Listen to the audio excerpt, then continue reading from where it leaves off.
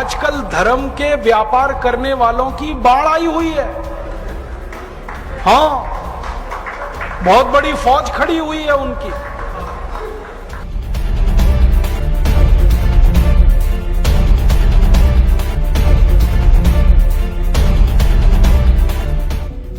शराब का सबसे पहला फायदा, शराब आपके कॉन्फिडेंस को बढ़ाती है।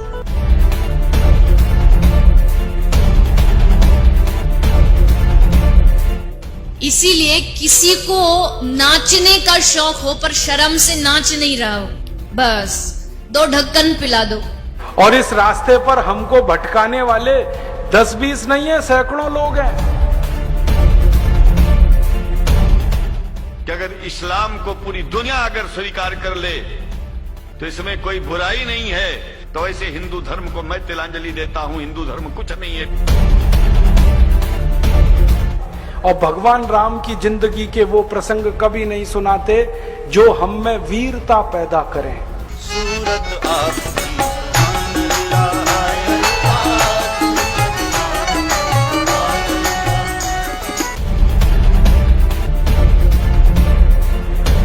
कहीं से 10 करोड़ लूटो, कहीं से 20 करोड़, कहीं से 25 करोड़।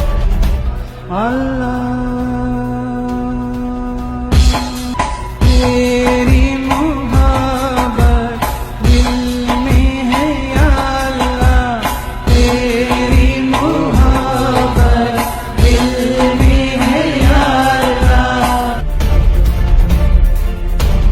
मैंने देखा है क्या क्या पाखंड और नौटंकी चलता है।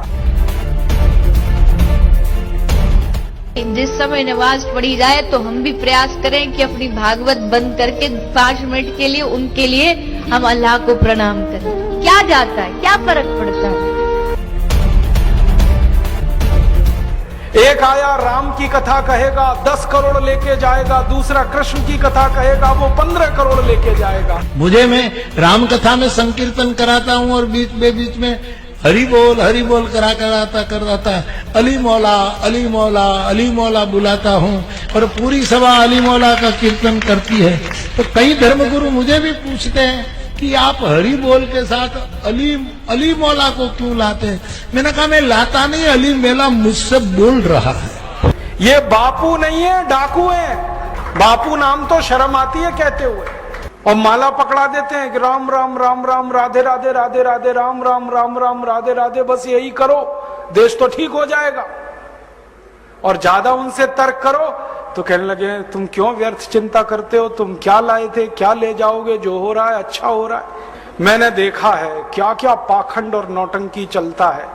भगवान राम की कथा कहने आते हैं और भगवान राम की जिंदगी के वो प्रसंग कभी नहीं सुनाते जो हम में वीरता पैदा करें, जो साहस पैदा करें। राम की जिंदगी में बहुत सारा हिस्सा साहस का है, वीरता का है।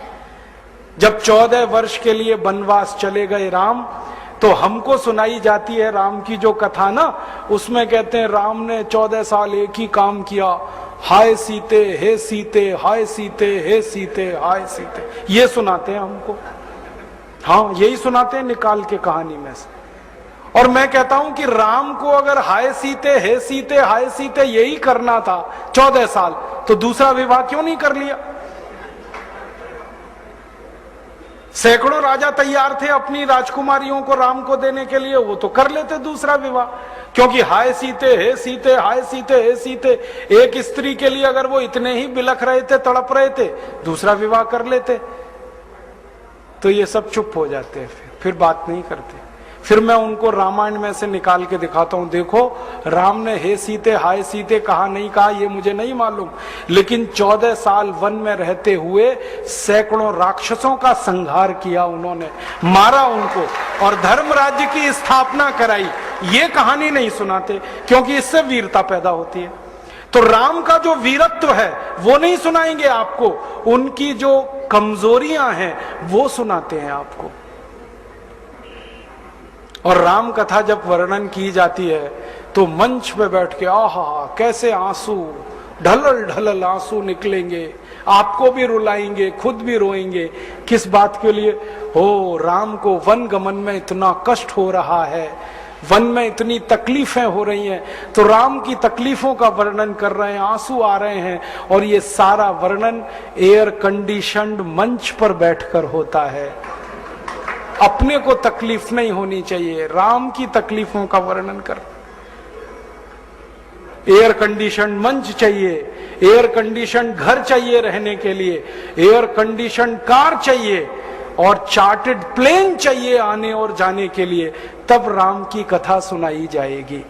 जो राम जिंदगी भर पैदल चलते रहे, जिन्होंने अपना रथ भी छोड़ दिया था अयोध्या से निकलते समय, वो राम ने जिंदगी भर पैदल चल के काम किया, और यहां एयर कंडीशन कारों में घूम घूम कर, चार्टर्ड प्लेन में घूम घूम कर राम की कथा सुनाते हैं।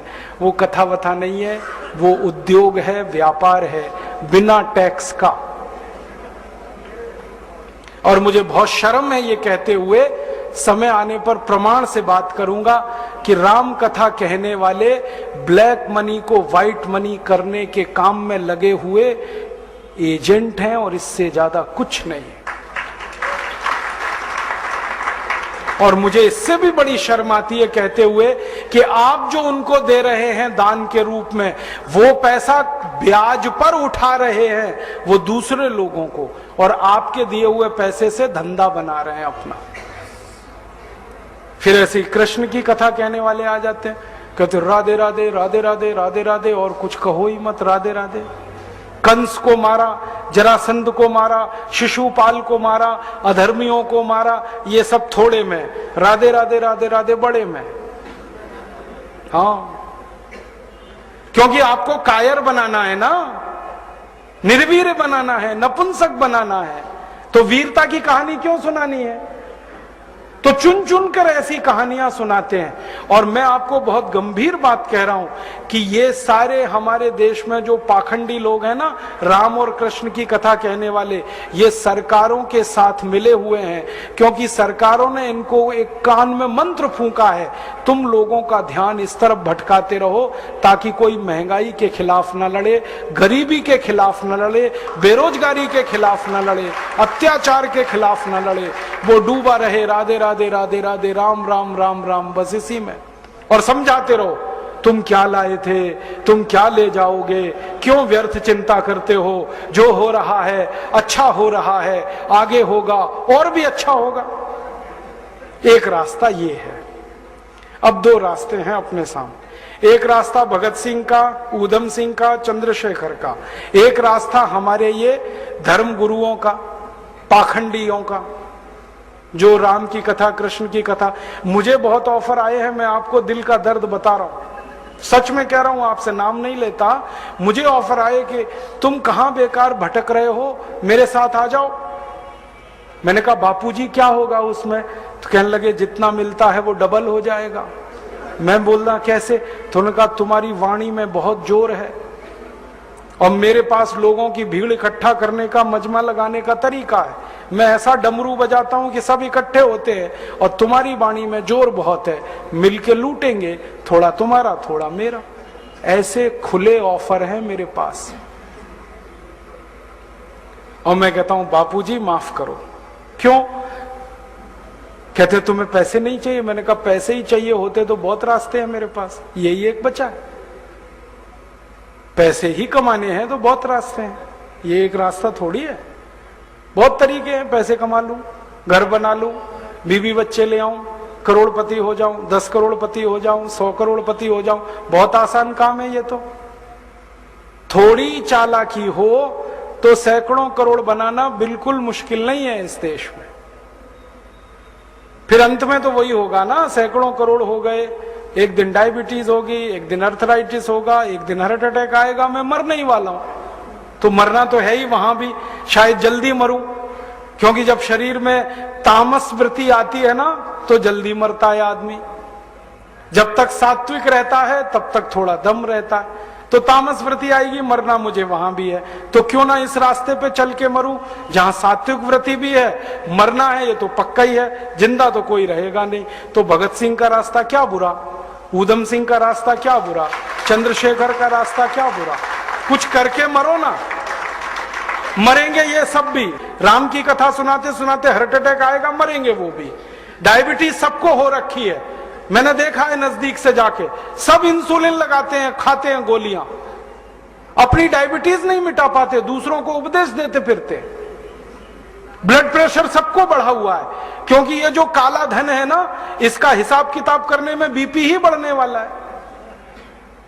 सब बीपी की गोलियां खाते हैं, सब डायबिटीज के लिए शिकार है, तो दूसरों को उपदेश देंगे तो मैं भी लग जाऊं, वो एक रास्ता है। एक रास्ता भगत सिंह, उधम सिंह, चंद्रशेखर का भी है।